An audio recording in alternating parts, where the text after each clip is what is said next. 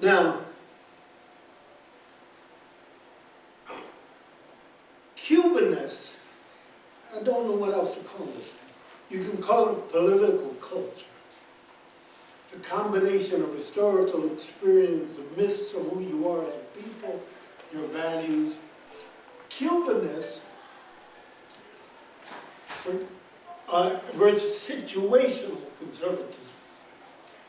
Conservatism was based on an anti-Castro ideology.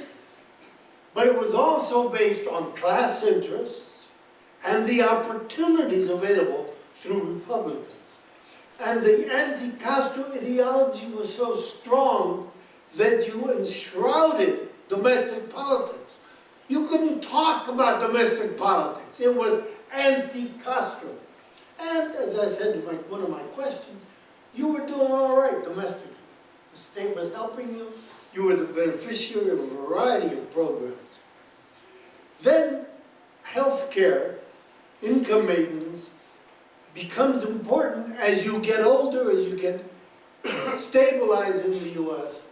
So all of a sudden, a new set of issues hit your agenda.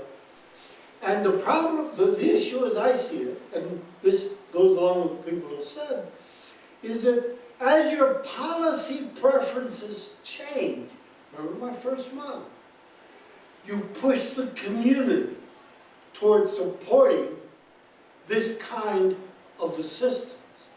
And that's going to have partisan consequences. So it's situational conservatism. It was the conservatism out of the situation, the context, as Lisa said. I'm calling it situation. And you have situational voters. Ideological voters are single issue, doctrinaire, Marxists, new Christians, whatever you want. They're one-liners. Issue voters. They emphasize only one issue. What do you think about abortion? You don't want an abortion? I don't vote for you. All right? Situational voters have to weigh a variety of pressures. They're cross pressures. It's what one hopes is the way a democracy works. Do I want to vote for environment? My candidate likes environment, but he's pro-life, and I'm not sure about that one. And you can see the kind of point I'm making. Okay? Now,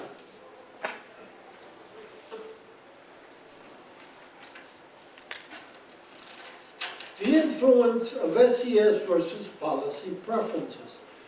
My point was, as I said before, policy preferences are more important to Latinos than the predictable SES. Why? I don't know that. Nobody knows. But what this means is that Cuban-American republicanism will remain or increase under what I think are three conditions. Republicans support their policy preferences. Their conservatism is ideological. If Cubans are really ideological about conservatism, you have to lose them. Their conservatism is reflective of Cuban political culture. There's three ways to look at it. How can the